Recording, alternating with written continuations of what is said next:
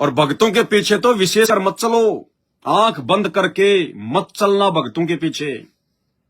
एक छोटी सी आपको चीज दिखाता हूं मैं,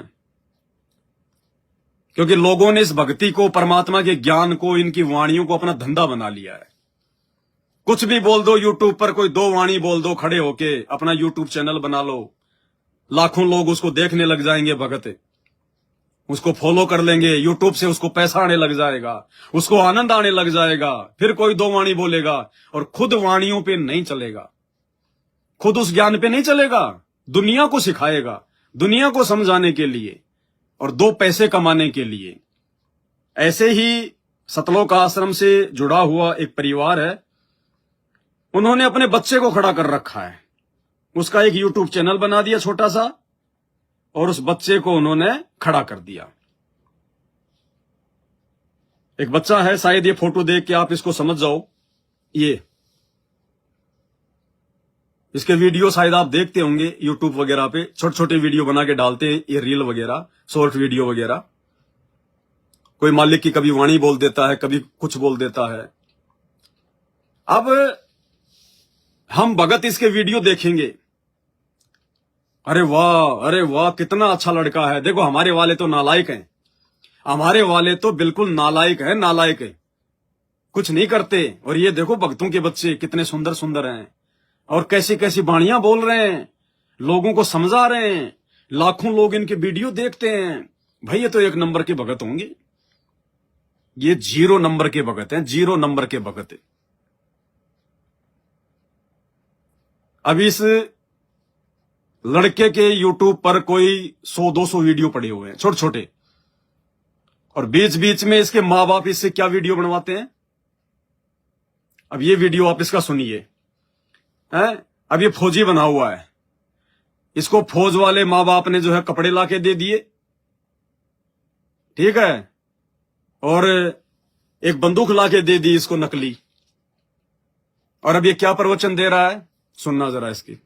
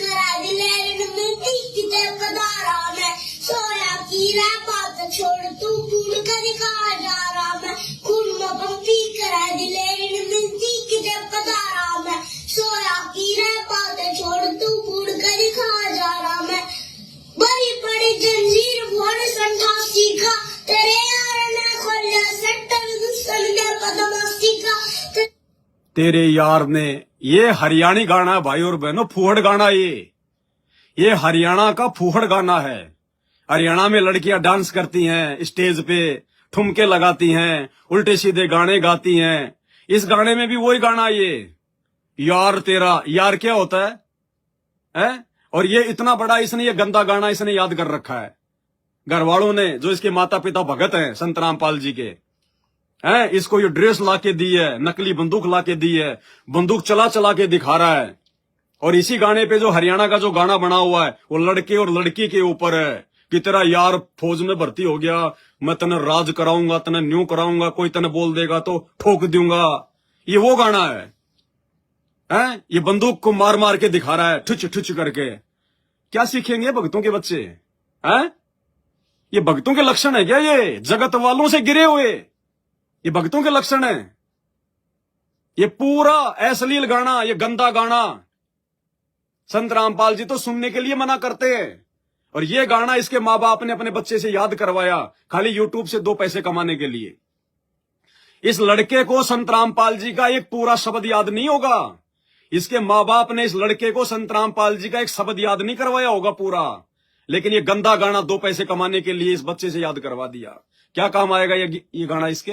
और ये गंदगी अब ये यूट्यूब पे वीडियो डाल के आप और हम भक्तों के बच्चों के लिए पेश कर रहा है। क्या सीखेंगे? जिन बच्चों ने इसके चैनल को फॉलो कर रखा है, जो बच्चे इसके वीडियो देखते हैं, अब वो बच्चे ये वीडियो भी तो देखेंगे जब आएगा तब। क्या सीखेंगे? वो भी वही करेंगे जो ये कर रहा है। यार तेरा कसम तेरा। क्या ये दास इसलिए कह रहा है भाई और बहनों, साध संगत वालों पे जो रजा परमात्मा ने बख्शी है, धरती पे किसी के ऊपर नहीं है, धरती पर। और ये 90% भगत संत रामपाल जी के जो इन सतलोक आश्रमों से जुड़े हुए हैं, जिनको गुड़ और गोबर में कोई अंतर ही नजर नहीं आता, 2 मिनट में परमात्मा की वाणियां बोल के भगत बन जाते हैं, 2 मिनट में जगत वाले उल्टे सीधे अश्लील गाने गाने लग जाते हैं। ये बंदूकें अपने बच्चों के हाथ में पकड़ाकर इस प्रकार से ये गाने, ये संत रामपाल जी का आदेश है क्या? ये संत रामपाल जी के मार्ग में है क्या? क्या जरूरत पड़ गई थी इसको ये गाना गाने की? लेकिन इसके माँ बाप को भी तो इतना ज्ञान है, क्योंकि बच्चा थोड़ी वीडियो बना रहा है, सामने इसका बाप बना रहा होगा या इसकी माँ बना रही होगी। और इस बच्चे ने नाम दीक्षा ली हुई है तो जाहिर सी बात है इसके माँ बाप ने भी ली हुई होगी, क्योंकि इतना छोटा बच्चा स्वयं तो जाके नाम दीक्षा ले नहीं सकता। क्या भगत समाज तैयार हो रहा है संत रामपाल जी का? क्या इन भक्तों के आधार से संत रामपाल जी का मार्ग आगे बढ़ेगा? क्या इन भक्तों को लेकर संत रामपाल जी 2028 के बाद में सतयुग की शुरुआत करेंगे क्या? ये लोग तो सतयुग का मुंह भी नहीं देख पाएंगे, मुंह भी। इन आने वाले 3 से 4 वर्षों में जो आतंक मचेगा, ये ऐसे लोग जो 2 मिनट में भगत बन जाते हैं, 2 मिनट में जगत बन जाते हैं, ये तो सतलोक का मुंह भी नहीं देख पाएंगे। अपने बच्चों को भले अपने घर पे बैठा लेना, स्कूल में ना भेजना, कोई बड़ी बात नहीं है। शिक्षा का मकसद कोई नौकरी नहीं होता, धन कमाना नहीं होता, भगवान की जानकारी होता। और भगवान की जानकारी हमारे बच्चों को माता पिता से मिल गई। फिर भी परमात्मा कहते हैं कि 10वीं 12वीं तक नॉर्मल उनको पढ़ाओ, नौकरी के लिए मत पढ़ाओ, धंधे के लिए मत पढ़ाओ, समाज में इज्जत और नाम के लिए मत पढ़ाओ, कोई इंजीनियर वैज्ञानिक डॉक्टर बनाने के लिए मत पढ़ाओ। परमात्मा नाराज होगा। हमें आवश्यकता नहीं है। जो लोग आने वाले समय में भक्ति नहीं करेंगे, ये सेवा हमारे लिए वो करेंगे। एसी कूलर फ्रिज गाड़ियां वो लोग बनाएंगे, मजदूरी वो करेंगे, उनका उपयोग हम करेंगे और हम भक्ति करेंगे। भक्ति से परमात्मा देगा। क्या जरूरत थी ये बनाने की, भैया ड्रामा करने की? इतना बड़ा गाना इस बच्चे को याद करवाया, इतनी देरी से कोई भजन करवाते, कोई मंत्र करवाते, कोई सत्संग, कोई परमात्मा का शब्द याद करवाते, दूसरे भगत भी सुनते तो कुछ फायदा होता ना। ऐसा भगत समाज तैयार हो रहा है सतलोक आश्रमों में, ऐसा। अब क्या निहाल करेगा आगे चल के भगत समाज अपने आप को और समाज को? तो दया है साथ संगत वालों पे, बहुत बड़ी मेहर है मालिक की। परमेश्वर ने रजा बख्शी है, ज्ञान आधार से हमें भगत बनाया भगवान ने, हमें जानकारी दी परमात्मा ने। तो ऐसे किसी को भगत जानकर, किसी की मीठी मीठी बातें सुनकर, मीठी मीठी वाणियां सुनकर कि ये बच्चा तो बहुत अच्छा है, ये बच्चा तो बहुत अच्छा गाता है, यूट्यूब पर वीडियो बनाता है। हमने अपने बच्चों से यूट्यूब पर वीडियो बनवाकर डलवाने की आवश्यकता नहीं है। दुनिया बहुत है वीडियो डालने के लिए। हमने तो भक्ति करवाने के लिए अपने बच्चों को नाम से जोड़ा है, ये ड्रामेबाजी करवाने के लिए नहीं। कभी भगत बना दिया, कभी सैनिक बना दिया, कभी फौजी बना दिया, कभी क्या बना दिया। हमने अपने बच्चों का ड्रामा निकालने के लिए उनको भक्ति नहीं दिलवाई। हमने यूट्यूब से पैसा कमाने के लिए, यूट्यूब की हराम की कमाई खाने के लिए अपने बच्चों को नाम नहीं दिलवाया। हमने भक्ति के लिए नाम दिलवाया है, अपने भगवान के आंसुओं को देखकर, उनकी पीड़ा को देखकर, कि कहीं हमसे पहले वाली गलतियां ना हो जाए। तो हमने ऐसे लोगों को देखकर बिल्कुल भी डगमग नहीं होना है कि यार हमारे बच्चे तो कुछ भी नहीं करते, ऐसे काले पीले लूले लंगड़े पतले पतले से हैं। अरे भगत पतले पतले होते हैं, लूले लंगड़े काणे होते हैं भगत। अगर भगत को परमात्मा अगर हट्टा कट्टा शरीर दे दे वो भक्ति नहीं कर पाएगा। अगर भगत को परमात्मा 6.5 फुट का बना दे, हट्टा कट्टा शरीर दे दे, था हमारे भाग्य में। हमारे पिछले भक्ति संस्कार इतने मजबूत, इतने मजबूत। आज ये दुनिया में जितने भी पहलवान, जितने भी हैंडसम लोग, जितने भी बॉलीवुड वाले बड़े बड़े जो ये धनी लोग, ये सब कुछ हमने बनना था, ये हमारे भाग्य में है। लेकिन परमात्मा ने भक्ति करवाने के लिए उन चीजों को काट दिया, हमारे एक सामान्य परिवार में जन्म दिया। हमारे को सामान्य हाइट दी, सामान्य हमारे को सुंदरता दी, सामान्य हमारे को शरीर दिया, थोड़ा बहुत हमारे को परमात्मा ने जो है धन दिया। परमात्मा ने जानबूझकर हमारे भाग्य से भक्ति करवाने के लिए उन चीजों को काट दिया। अन्यथा आज आप और हमारे से बड़ा इस धरती पर ना तो कोई पहलवान होना था, ना कोई धनी होना था। लेकिन उस समय फिर हम भक्ति नहीं कर पाते। देख लो आप इस संगत में जो 6 फुट का है, अच्छा हट्टा कट्टा है, वो भक्ति नहीं कर सकता, क्योंकि उसको अपने शरीर का अहंकार होगा ही होगा।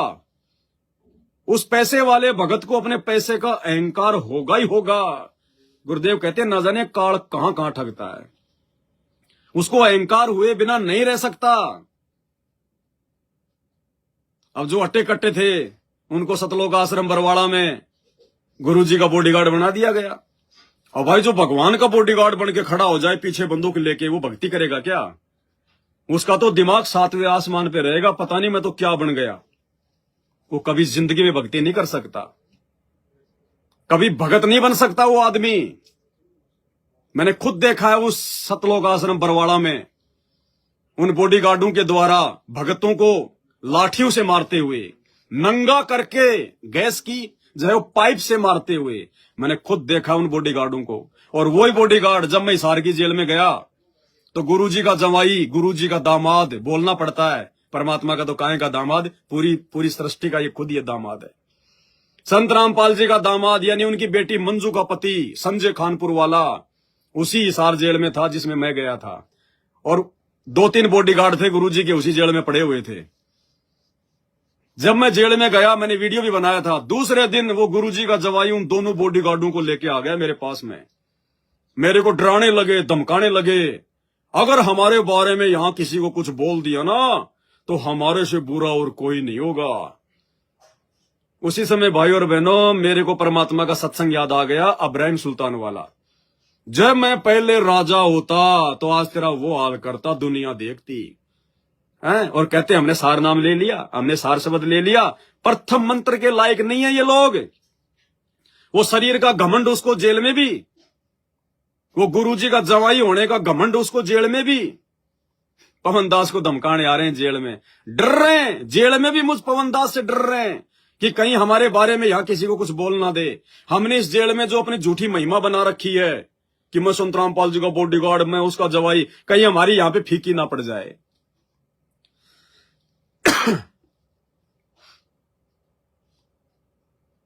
तो परमात्मा ने दया बख्शी जो आप और हमें नॉर्मल स्थिति में पैदा किया, नॉर्मल परिवार में पैदा किया, काला पीला बना दिया, लूला लंगड़ा बना दिया। बहुत बड़ी दया परमात्मा की। भगत ऐसे ही होते हैं और तभी ये भक्ति होती है। अगर सुंदर बना दिया ना, भक्ति नहीं कर पाएंगे हम बिल्कुल भी। दिन में 3 बार तो शीशे में मुंह देखेंगे, दाढ़ी करवाएंगे तो फेशियल करवाएंगे और सुंदर दिखने के लिए। कोई कुछ कह देगा तो फिर फूल जाएंगे अपने आप में। मोबाइल पे सेल्फी लेंगे, ये सुंदर ये सुंदर, उसको आगे भेजेंगे, स्टेटस पे लगाएंगे। वो सुंदरता वो काल का गुण है, ये परमात्मा का गुण नहीं है सुंदरता। ये पहलवानी ये इस काल का जाल है, ये परमात्मा के भक्तों के लक्षण नहीं है। नॉर्मल रखा हमें परमात्मा ने, ऐसे ही परमात्मा अपने भक्तों को चुरा के ले जाएगा। गरीबदास जी महाराज जी की वाणियों में परमात्मा को चोर बताया गया है, यानी जो काल के लोग से अपने भक्तों को जो मतलब चुरा के लेके जाएगा उसको चोर कहते हैं। जैसे परमात्मा को ठग कहा गया है वेदों में, ए ठगवाड़ा ठगी देश धानक रूप रहा करतार। नानक जी ने परमात्मा को ठग कहा है कि ये परमात्मा बहुत बड़ा ठग है, ये अपना भेद किसी को नहीं देता, ये काल के जाल से अपनी आत्माओं को ठग के ले जाता है, उसको पता भी नहीं चलता। तो भाई और बहनों बहुत बड़ी मेहर है आप और हमारे ऊपर परमात्मा की। हमें भगवान मिल गया, परमात्मा मिल गया, साथ संगति मिल गई।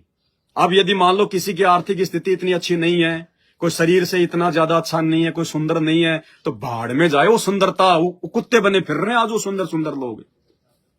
ये बॉलीवुड में कितनी हीरोइन है, ये बॉलीवुड में कितने हीरो हैं, जीते जी इनकी दुर्गति, मरते हैं ये कैंसर से मरते हैं, सारे के सारे हॉस्पिटलों में मरते हैं। वो सुंदर अंत में उनका मुंह जो है चूसे हुए आम की तरह हो जाता है, यूं पिचक जाता उनका मुंह। जो जवानी में लगा के पाउडर क्रीम मेकअप करके गाने वाने गाया करते थे, लोगों को आकर्षित करते थे फिल्में बना के, बुढ़ापे में जितने भी मरते हैं ना ये फिल्म स्टार है, इनका पिचके हुए आम की तरह मुंह हो जाता है इनका शरीर, क्योंकि इन्होंने कुकर्म ही ऐसे किए।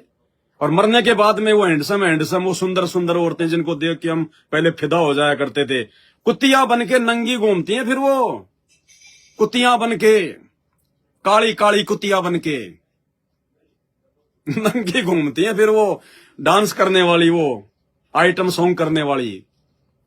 तो भगवान ने हमें बचा लिया ना उन आपदाओं से। और वो हमारा वर्तमान में जो मनुष्य शरीर है, भले काला है, चाहे पीला है, चाहे लूला है, चाहे लंगड़ा है, चाहे पतला है, चाहे कैसा भी है, आज हमें भगवान मिल गया। भक्ति करके हम इससे सोना बना लेंगे, सोना। तो बहुत बड़ी दया है परमात्मा की भक्तों के ऊपर। और इतिहास उठा के देख लो, भगत ऐसे ही होते हैं। सुदामा को देख लो, सुदामा कोई पहलवान था क्या? हैंडसम था क्या? बेचारा खोपड़ी के बाल तो जो हल्के कटवा के रखा करता था, छुट्टियां रखता था, झुक के चलता था बेचारा, शरीर उसका पिचका हुआ था। हैं? आज देखो सुदामा का, जगह जगह उसके कीर्तन होते हैं, उसकी कहानियां। जब भी श्री कृष्ण का नाम लिया जाता है, सुदामा का नाम आता है। अरे कितने राजा महाराजा मर के चले गए, कितने धनी सेठ लोग मर के चले गए, किसी का जिक्र आता है क्या? कितनों को याद करते हैं हम, लेकिन सुदामा को हर कोई याद करता है। मीराबाई भगवान की भक्ति में लो लगाई, आज पूरी दुनिया का नाम, आज पूरी दुनिया की जो है जुबान पे मीराबाई का नाम है। माता बहने इंसान उसके गीत गाते हैं, उसके भजन गाते हैं। और वो भी अगर ऐसे सोना चांदी पहन के, बढ़िया पाउडर पाउडर लगा के और भगवान और भक्ति से दूर होती, आज गुरुदेव कहते हैं वो कुत्तियां बन के घूम रही होती कहीं। नरसिंह भगत को देख लो, क्या हाल हो गया बेचारे का, गांव के बाहर झोपड़ी में रहना पड़ा। आज उस नरसिंह का नाम है। तो परमात्मा की दया है, जो परमात्मा ने हमारे को सामान्य स्थिति में रखा है। हमारे को ज्यादा पैसा, ज्यादा सुंदर शरीर, ज्यादा हट्टा कट्टा शरीर नहीं दिया। नहीं तो पहलवानी करके कहीं अपना शरीर जो है तुड़वा रहे होते आज के अखाड़े में। तेल से मालिश करते दिन में 4 बार, भक्ति क्या खाक करते। उस शरीर का अहंकार होता, घमंड होता। पवन दास को पीटने के लिए भेजा जाता, फिर की हट्टा कट्टा है, ये हट्टा कट्टा है, इसको ले जाओ पवन दास को पीटने के लिए। वो अट्टे कट्टे आते, फिर जो मेरे को पीट के गए थे, सारे अट्टे कट्टे आए थे, 650 फुट के, ले गए नाम, जीत गए मेडल मुझ पवन दास को मार के, बिगाड़ गए अपने कर्म। अब आने वाले समय में जब भोगेंगे तब उनको नानी याद आएगी, तब उनको नानी याद आएगी उन 6 फुट वालों को। पवन दास को तो पीट गए, कोई बात नहीं, बेचारा अकेला था, कोई बात नहीं, मार गए, पीट गए। अब वो कर्म तो भोगना पड़ेगा बच्चों, कर्म से कैसे बचोगे? ये तो अटल सिद्धांत है भगवान का। अगर पार नहीं हुए, अगले जन्म में गुरुजी गधा बना के खड़ा कर देगा, कुम्हार मारेगा फिर लठ इनके, जो आज पवन दास को मार के गए। कैसे बचोगे? तो कर्म बिगाड़ लिए ना उन्होंने। जो अट्टे कट्टे थे उसको गुरुजी के भाई ने खड़ा कर दिया, जाओ तुम जाओ पवन दास को पीटने के लिए। अट्टे कट्टे नहीं होते तो उनको नहीं भेजते ना, नहीं भेजता तो वो नहीं आते, वो उनके कर्म नहीं बिगड़ते, बिगड़ गए कर्म। अट्टे कट्टे शरीर ने उनके कर्म बिगाड़ दिए, मान बढ़ाई के चक्कर में आ गए मेरे को पीटने के। मेरे को शाबाशी देगा गुरुजी का भाई कि मैं पवन दास को पीट के आया। तो बहुत बड़ी दया है परमात्मा की, जो मालिक ने हमारे को नॉर्मल स्थिति में रखा हुआ है। ज्यादा अहंकार नहीं, ज्यादा घमंड नहीं, हम किसी के ज्यादा संपर्क में नहीं, क्योंकि नॉर्मल आदमी से कोई ज्यादा यारी दोस्ती भी नहीं करता, कोई ज्यादा बोलचाल भी नहीं करता।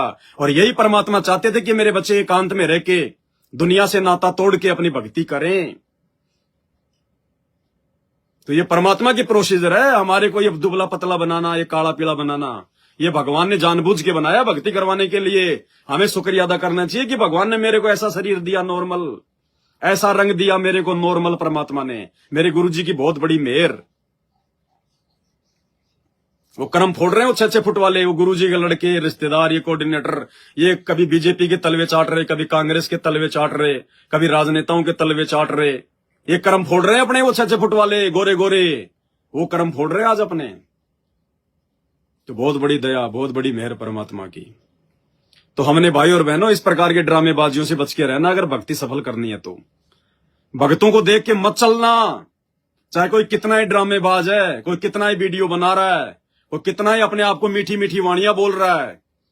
अभी मीठी मीठी वाणियां बोलता था ये बच्चा, और अब इसको इसके माँ बाप ने बना के फौजी और देखे इसके कांख में बंदूक और सिखा के वो गंदा गाना, और आप भक्तों को बिगाड़ने के लिए पेश कर दिया। अब आपके बच्चे जब इसको देखेंगे, इस वीडियो को देखेंगे, तो आपके बच्चे क्या करेंगे? वो भी आपसे कहेंगे पापा जी बंदूक लाके दो, बंदूक है, वो फौजी वाले कपड़े लाके दो मेरे को। भगतों वाले कपड़े तो पहने नहीं जाते, ये फौजी वाले कपड़े लाके दो। अब वो बोलेगा नहीं गुरु जी का आदेश नहीं है। नहीं तो वो भगत जी ने कैसे पहन रखा है, वो तो बहुत अच्छा भगत है, वो तो बहुत सारी वीडियो बनाता है। अब आप क्या करोगे? सावधान। भक्ति मार्ग पर अगर सफल होना है तो किसी भगत को देखकर नहीं, बल्कि अपने गुरुदेव भगवान के ज्ञान को देखकर, अपने गुरुदेव भगवान के भगत वाले जीवन को देखकर चलना है। तुम्हारे गुरुजी ने कब ये फौजी वाले कपड़े पहन के, कांख में बेल्ट में ये बंदूक लगा के, कब उन्होंने ड्रामेबाजी करी? कब ड्रामेबाजी करी तुम्हारे गुरुजी ने? कब ये तुम्हारे गुरुजी ने ये दुनिया वाले, ये अभद्र, ये अश्लील ये गाने गाए? तो अपने गुरुजी को देख के चलना पड़ेगा। भगत तो डुबो देंगे। मन के मते ना चालिए, मन के मते अगाध, डुबो देगा कहां कहां ले जाके। भक्तों पे विश्वास करो तो बहुत सोच समझ के, बहुत सोच समझ के